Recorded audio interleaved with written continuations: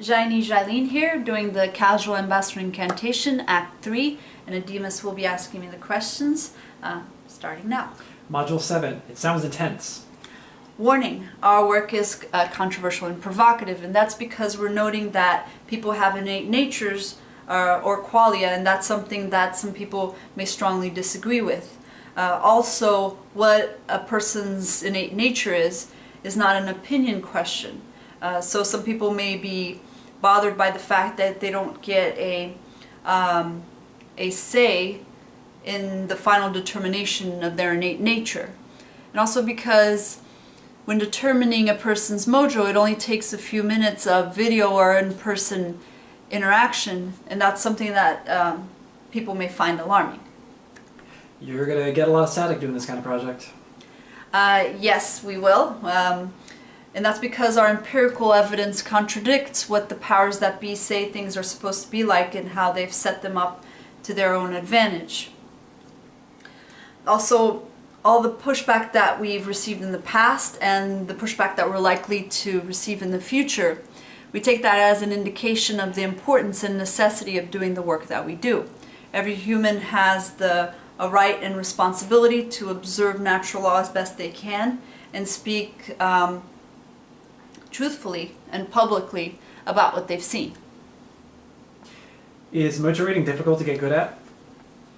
The cues that we're noting are subtle, so it does take training to be able to read them. And the ideal situation of reading a subject is to have a video of them to be able to view in a distraction-free environment. That being said, with enough time, energy, media, and training, anyone can be read and anyone can learn how to read. Training sounds challenging.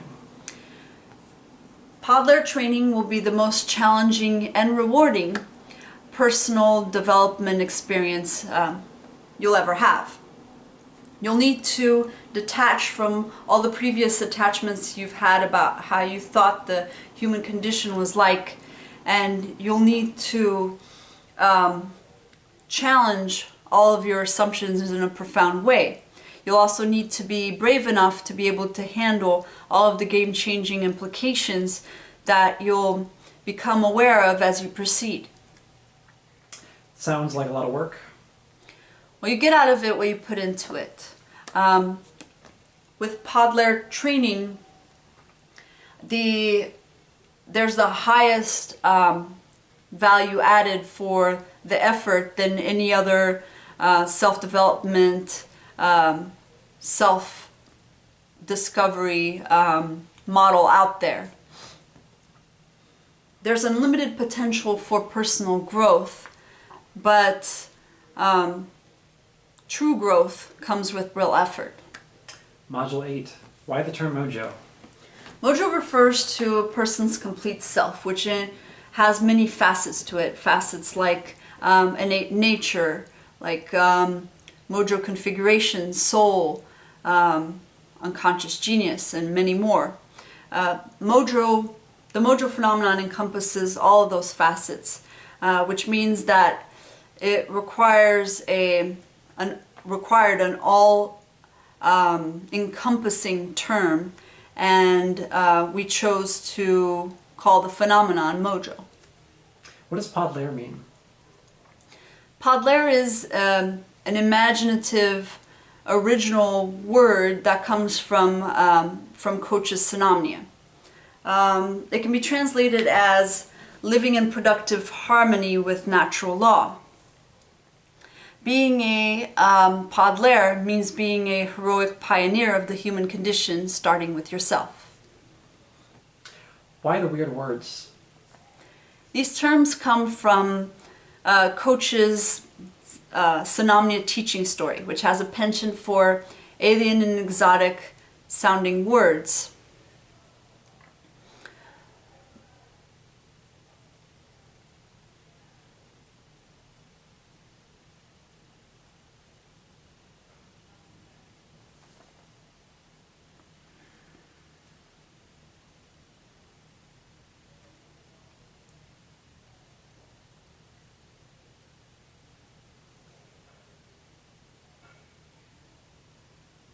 What do these words create?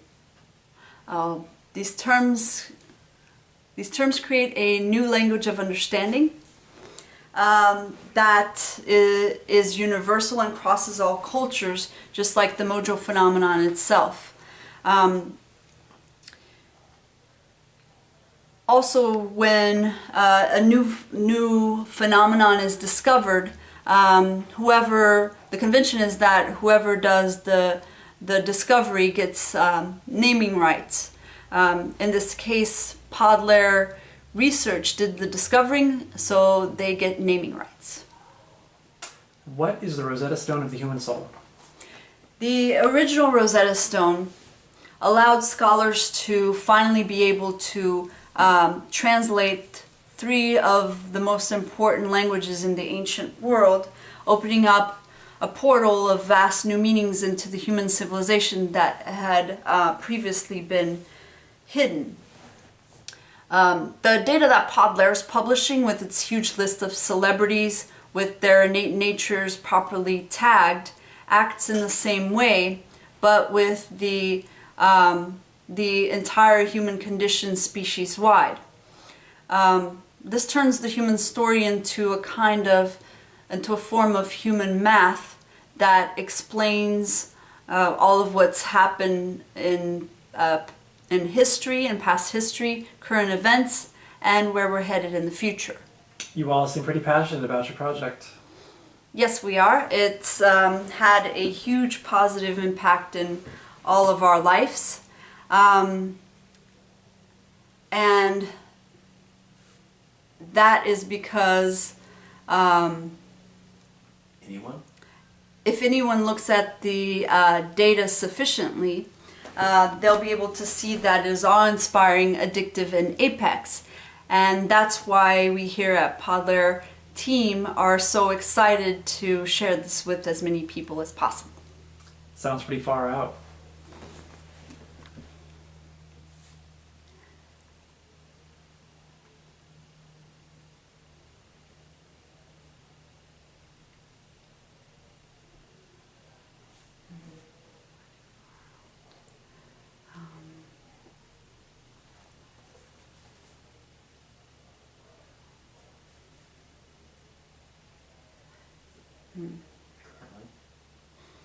Okay.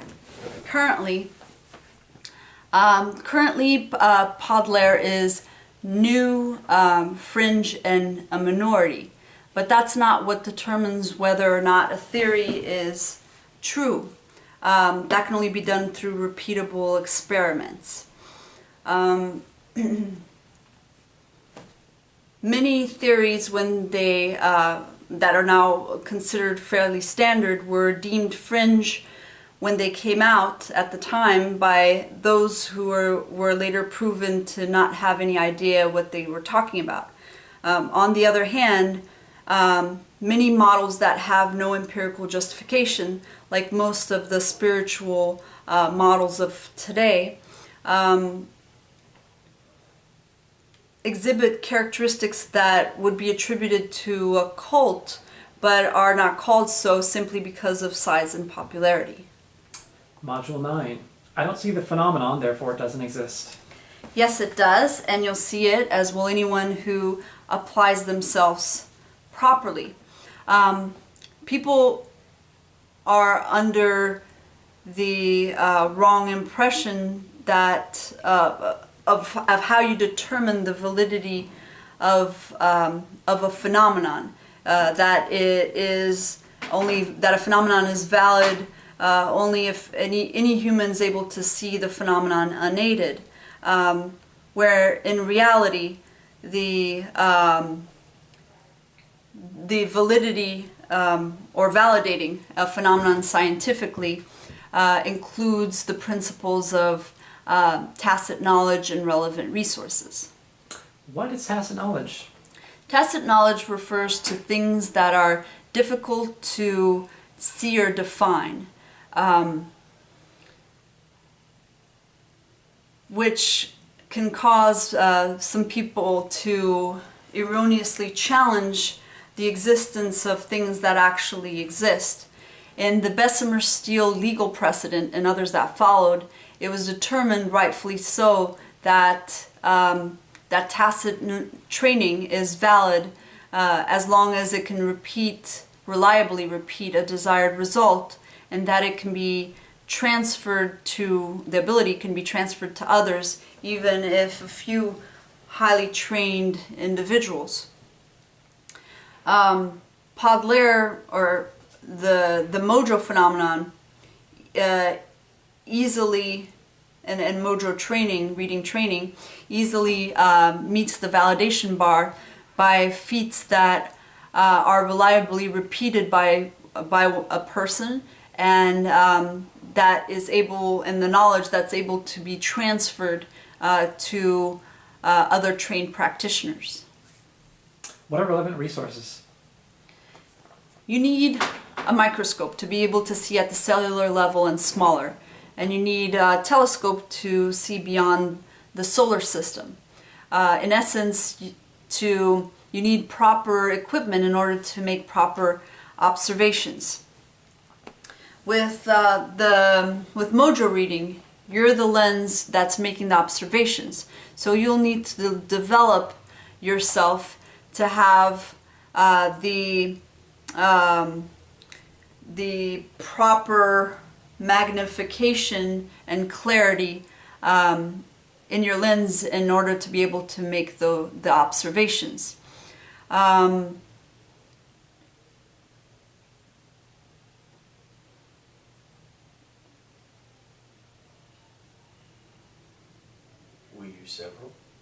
We use several methods, including collaging, in order to be able to isolate and enhance the signals that are being observed so that they can be noted more easily. I don't have a Mojo design, I'm unique. Everyone's unique while still having a Mojo design. Saying that is like saying that otherwise, humans would cease to be unique simply because they all have 2 hands with 5 fingers. There are 32 gender Mojo designs and roughly 7 billion people on this planet. 7 billion divided by 32 makes for a vast amount of variation within a Mojo design.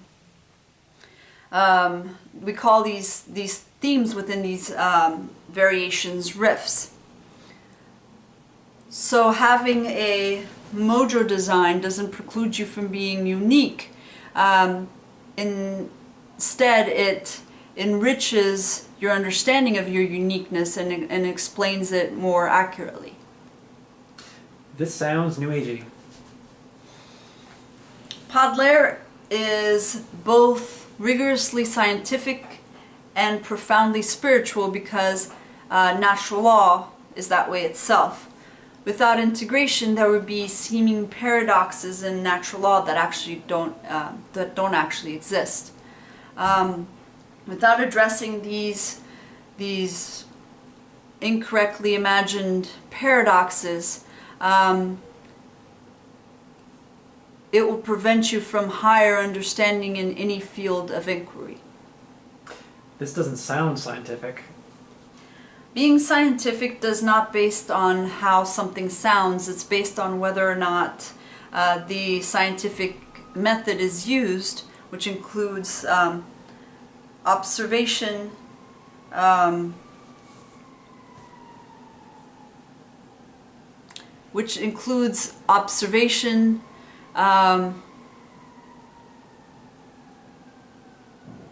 theorizing, prediction, and experimentation.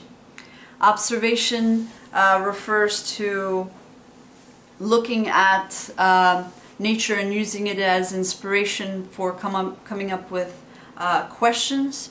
The theorizing is about making explanations of perceived,